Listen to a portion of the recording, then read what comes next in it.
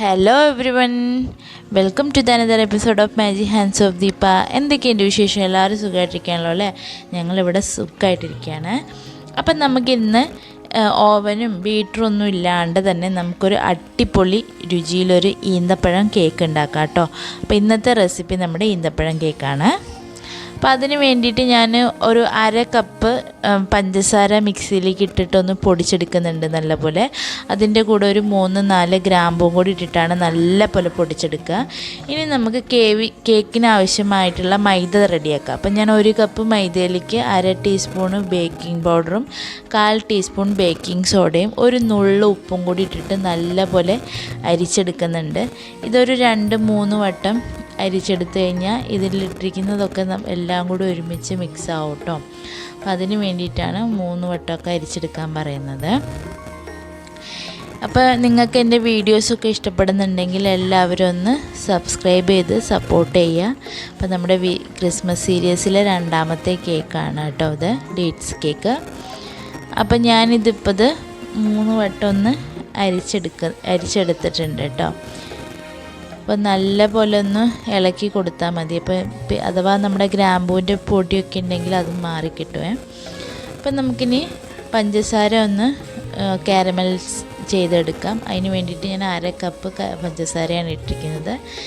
ഏറ്റവും തീ കുറച്ച് വെക്കണം കേട്ടോ, അല്ലെങ്കിൽ പെട്ടെന്ന് കരിഞ്ഞു പോകാൻ സാധ്യതയുണ്ട്. ഇത് ഏകദേശം ഇപ്പോൾ ആയിക്കൊണ്ടിരിക്കുന്നുണ്ട്. അപ്പോൾ നമ്മൾ കളറ് മാറുന്നത് വളരെ ശ്രദ്ധിച്ച് വേണം ചെയ്യാൻ. ചെറുതായിട്ടൊന്ന് ഒരു മൈന്യൂട്ടായിട്ടൊരു ചേഞ്ച് വന്നാൽ പോലും കയ്പ്പ് രസം വരും കേട്ടോ.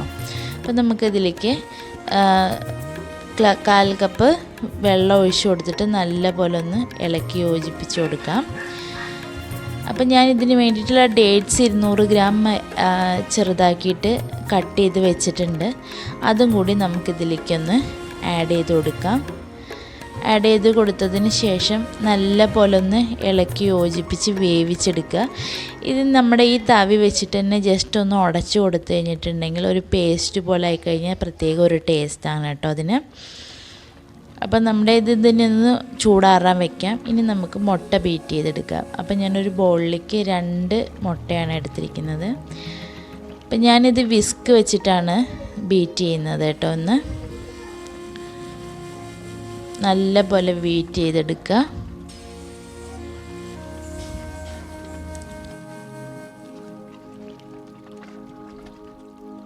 ഇപ്പം മുട്ട നല്ല പോലെ നമ്മൾ ബീറ്റ് എടുത്തിട്ടുണ്ട്. ഇനി നമുക്കിതിലേക്ക് 1 ടീസ്പൂൺ വാനില എസൻസും കൂടി ചേർത്ത് കൊടുത്തതിന് ശേഷം ഇതേപോലെ തന്നെ നല്ല പോലെ ബീറ്റ് ചെയ്തെടുക്കുക.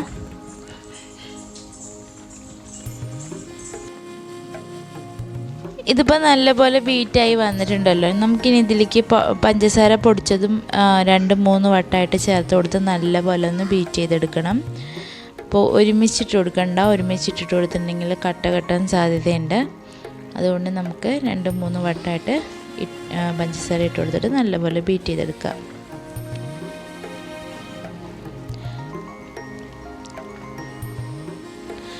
നല്ല ടേസ്റ്റി ആയിട്ടുള്ളൊരു കേക്കാണ് കേട്ടോ. നമുക്ക് ക്രിസ്മസിനൊക്കെ നമുക്ക് വെറൈറ്റി ആക്കിയിട്ട് ഉണ്ടാക്കാൻ പറ്റുന്നൊരു കേക്കാണ്. ഇതിലേക്ക് നമുക്ക് 1/2 കപ്പ് സൺഫ്ലവർ ഓയിലും കൂടി ചേർത്ത് കൊടുക്കുക. സൺഫ്ലവർ ഓയിൽ കൊടുത്തതിന് ശേഷവും നല്ലപോലെ ബീറ്റ് ചെയ്തെടുക്കുക. നല്ല സ്പീഡിൽ ബീറ്റ് ചെയ്യരുത്, ജസ്റ്റ് ഒന്നിങ്ങനെ അതേപോലെ ആക്കിയെടുത്താൽ മതി. ഇനി നമുക്കിതിലേക്ക് വേവിച്ച് വെച്ചിരിക്കുന്ന ഈന്തപ്പഴത്തിൻ്റെ കാരമൽ മിക്സ് ഉണ്ടല്ലോ, അത് ചേർത്ത് കൊടുക്കുക. അത് ചേർത്ത് കൊടുത്തതിന് ശേഷം നല്ലപോലെ ഒന്ന് ബീറ്റ് ചെയ്തെടുക്കുക.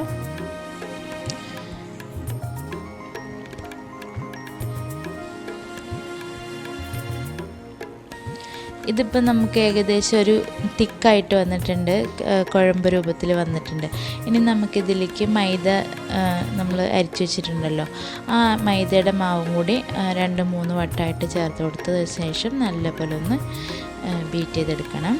ഇളക്കി യോജിപ്പിച്ച് കൊടുത്താൽ മതി. ഇത് ഇനിയിപ്പോൾ അധികം കുത്തി ഇളക്കിയിട്ട് ഇതാക്കല്ലേ, ജസ്റ്റ് ഒന്നിങ്ങനെ വിസ്ക് വെച്ചിട്ട് ഇങ്ങനെ ഒന്നിങ്ങനെ കറക്കി എടുത്താൽ മതിയേ.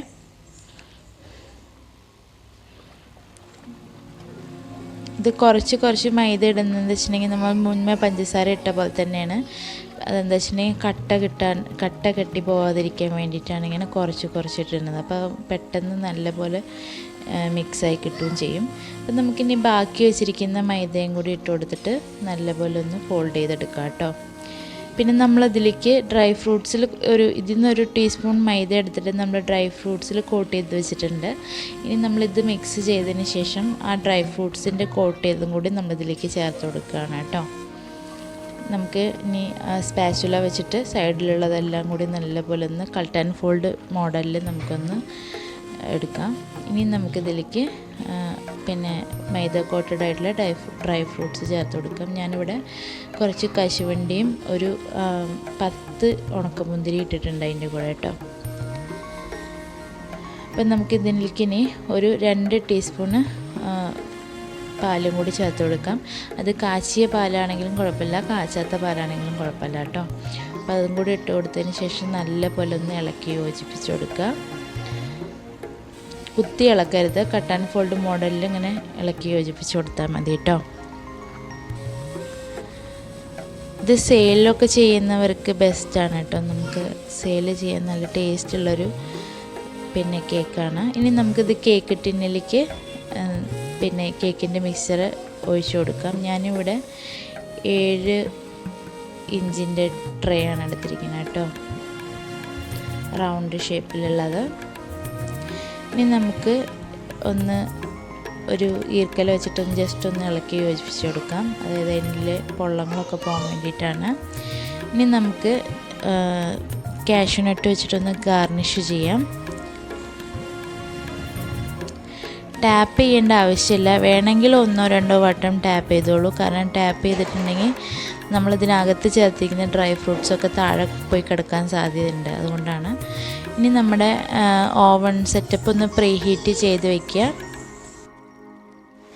ഫുൾ ഫ്ലെയിമിലിട്ടിട്ട് ഞാനൊരു 10 മിനിറ്റ് ഇത് പ്രീ ഹീറ്റ് ചെയ്തിട്ടുണ്ട്. നമുക്കതിലേക്ക് വെച്ചിട്ട് ഒരു 55 മിനിറ്റ് വെച്ച് ബേക്ക് ചെയ്തെടുക്കാം. അതിൻ്റെ ഇടയിൽ തുറന്ന് നോക്കരുത്, തുറന്ന് നോക്കിയിട്ടുണ്ടെങ്കിൽ നടുഭാഗം കൊഴിഞ്ഞു പോകട്ടോ. അപ്പം ഇത് വെന്തിട്ടുണ്ട്. അപ്പം നമ്മുടെ ടേസ്റ്റി ആയിട്ടുള്ള ഡേറ്റ്സ് കേക്ക് ഇവിടെ റെഡി ആയിട്ടുണ്ട്. അപ്പം എല്ലാവരും ഇതുപോലെ ഉണ്ടാക്കി നോക്കിയിട്ട് അഭിപ്രായങ്ങളൊക്കെ പറയാം. അപ്പോൾ ഞങ്ങൾ ഈ കേക്കൊന്ന് മുറിച്ച് നോക്കുകയാണ് കേട്ടോ. നല്ല സോഫ്റ്റായിട്ടുള്ള നല്ല സ്പോഞ്ചി ആയിട്ടുള്ള ഒരു കേക്കായിരുന്നു. നല്ല ടേസ്റ്റും ഉണ്ടായിരുന്നു കേട്ടോ. അപ്പോൾ എൻ്റെ മോളാണ് മുറിക്കുന്നത്. അപ്പോൾ ഇന്നത്തെ റെസിപ്പി ഇതാണ്. ഇതെല്ലാവർക്കും ഇഷ്ടപ്പെട്ടു എന്ന് വിചാരിക്കുകയാണെങ്കിൽ നോക്കി നോക്കൂ, നല്ല സോഫ്റ്റായിട്ടുള്ളൊരു കേക്കായിരുന്നു കേട്ടോ. അപ്പോൾ ഇതിലും നല്ലൊരു വീഡിയോ ആയിട്ട് നമുക്ക് അടുത്ത എപ്പിസോഡിൽ കാണാം. അതുവരെ എല്ലാവരും സന്തോഷമായിട്ടിരിക്കൂ, ഹെൽത്തി ആയിട്ടുള്ള ഫുഡ്സൊക്കെ കഴിക്കൂ. അപ്പോൾ നമുക്ക് അടുത്ത വീഡിയോയിൽ കാണാം. Thank you for watching.